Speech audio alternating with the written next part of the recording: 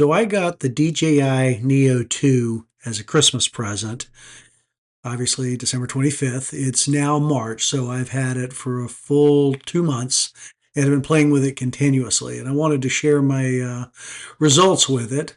I started out with the original Neo. And if you know anything about the Neo, while it was a neat little pocket drone, it was really limited in what it could do. It was great for like vlogging if you're on a walk or kind of tracking you along on a hike, but that was about it. Any attempt to do anything on a bicycle and you just run off and leave the drone.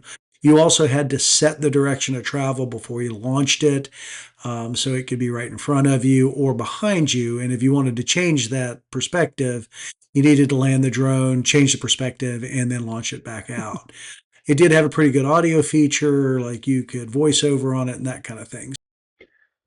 All right. Well, we have a incredible location here. Very barren. It's like camping on the moon. So, anyway, I got the Neo 2 for Christmas, and boy, what a difference. And bottom line up front, if I only had one drone, this would be the drone I have. I currently have three right now, and they all kind of perform different roles. I've got a Mavic Pro that's kind of my cinematic drone. Then I've got another drone that is kind of my action drone. But now with this Neo 2, it's kind of combining the both worlds. So I wanted to go through some of the things that I like. And of course, it's not perfect.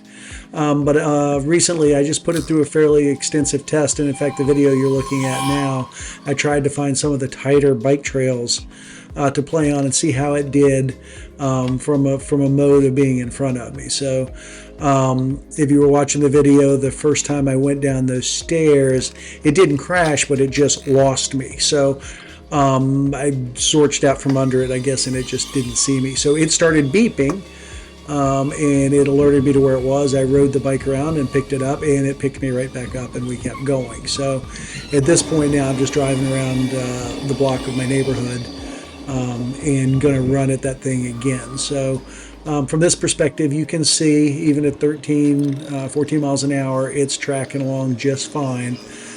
Since it was set up to be in front of me, it kind of clicks along when it gets its moment and does what it's supposed to do. So in this shot, I am lining back up to run down this little sidewalk and the stairs again. This is a tight little sidewalk. There's brush on both sides.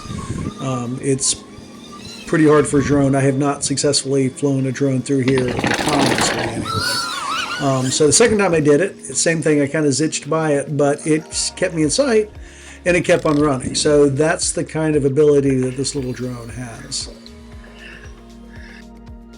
So since it did so well in the little park by my neighborhood, I decided to take it on a single track that I know to be pretty tight and see how it did in that environment. So again, I have the drone set up in front of me.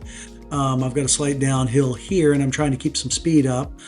But as you can see, it's humming along just fine.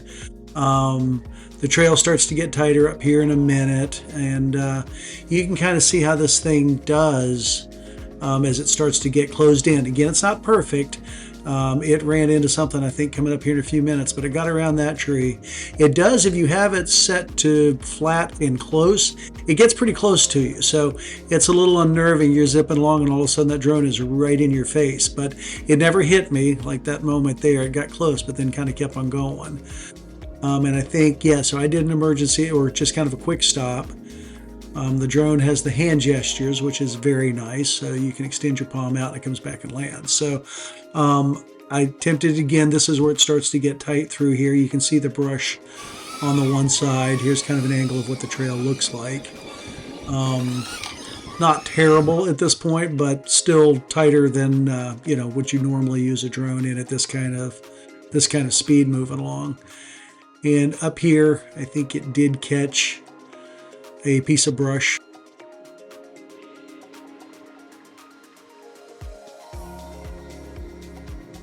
But again, you can kind of see right there, it got pretty close to me, but didn't hit me. And then kind of just readjusts itself and it keeps going. As you can see, it's really tight. There's a lot of thin brush, and right here, it struck a tree as I was going along. Boom, and stopped. So I could pick it up. Here's another advantage of these little drones. They have the rotor blades around them. So generally this causes no damage to the drone when it does hit something. So on my old DJI, like on the Mavic Pro, something like that, an impact like that would pretty much tear up the rotor blades if you were lucky. And because it was a lot heavier, the crash was significant, and you could potentially damage the drone itself. But here you can see, you just kind of pick it up, no damage whatsoever to it. It's light, it's portable, you can set it back up and take off flying again. So another feature of that. And obviously that form factor, it's so small, it really is nice on a mountain bike because you can just shove it back in your pack when you're done filming and set it up. It's that easy to launch right there.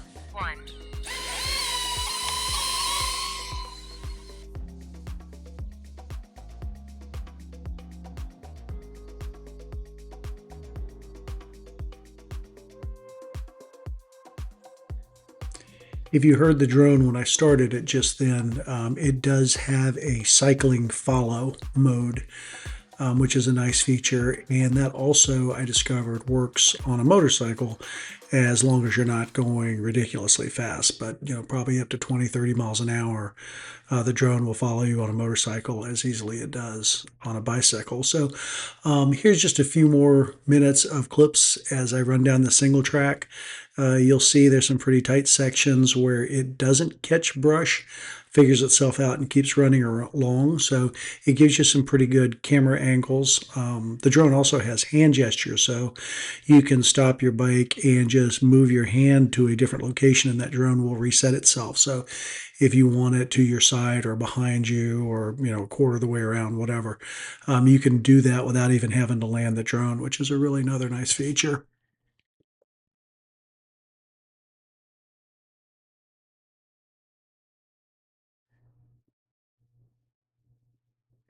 All right, see, that's pretty cool right there. It did not crash into that tree and kind of figured itself out.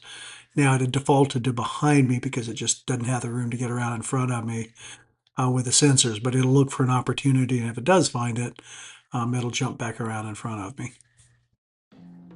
And you can see how tight this is right now for a drone to follow. I mean, it's not much wider than my elbows through there, and the drone just kind of stays right along me. Doesn't veer too much to the left or the right, so it's pretty tight.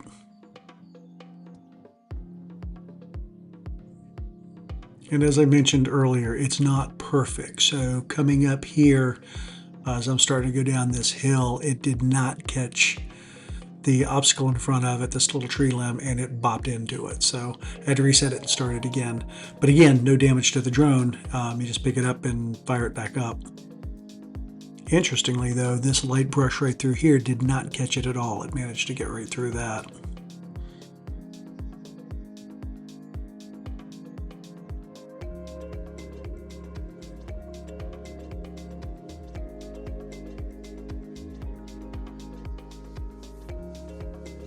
And here's another example of really thick vegetation that I'm riding through, and the drone just kind of picks its way through it and doesn't get tangled up in it at all. Again, a weeping willow tree here, it kind of works its way around and then tracks in behind me as I go up this punchy little hill here. And again, very tight, fence on one side and brush on the other. So I would not do this with my Skydio, and I would not do this with the DJI Mavic Pro either. So yeah, overall, the drone in tight situations works really well.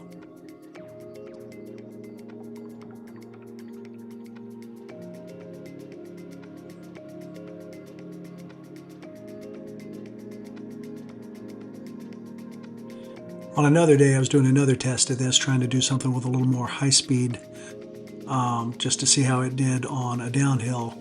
And you can see it tangled itself up in a tree right there, but literally self-righted itself, flipped around, figured out where I was, and came zipping up behind me to catch me again. So I really thought that was very impressive. I had thought I'd lost the drone, and then I heard it behind me. I'm like, wow, it's still here.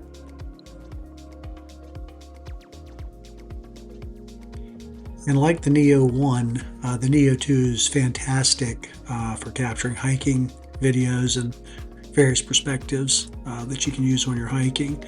Again, it has the hand gesture, so you can kind of change the angle while you're on the move, which is a really nice feature. Plus, bring it in, make it go farther away, closer in, higher, lower, all that just with hand gesture. So that's kind of a cool feature too. So all of that is generally what I was hoping to get out of the Neo 2. But then, to be quite honest, there was a whole nother set of drone capabilities that I wasn't even expecting when I got the kit. One of the options available with the Neo 2 is a set of first-person goggles. And if you get those goggles, it turns this little drone into a full functioning cinematic kind of drone. So it's incredibly intuitive. It's got a kind of a joystick that you can just hold and fly around. So you basically just kind of flip your wrists around. You're looking through the goggles, so you're seeing exactly what you see on the screen in front of me. So it makes it really easy to fly. And as you can see, it's capable of doing forward flips, side flips, back flips. You can cripple in, you can whip around backwards like you see here. Just a really capable little drone. And you know, with this joystick, you can again fly around in really tight spots and create some really neat shots out of it. So I thought that's just another incredibly nice feature. Now again, obviously the set with the goggles is a little more expensive than just the drone alone, which you can get, but it really expands the capabilities of this little drone. And if you only want one drone, this is a neat way to get everything out of one package.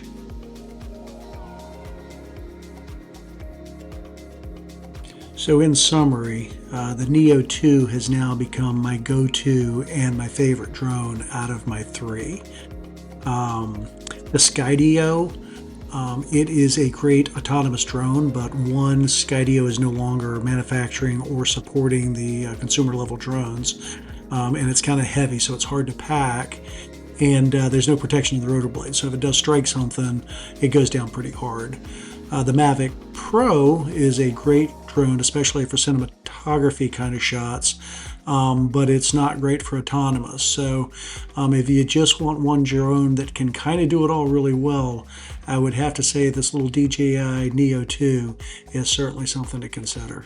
So if you are in the market for a drone, maybe a first drone, I think this is one that is definitely worthy of a serious consideration. And as always, thanks very much for watching, and I certainly hope you will give the video a like and possibly subscribe to my channel. Thanks.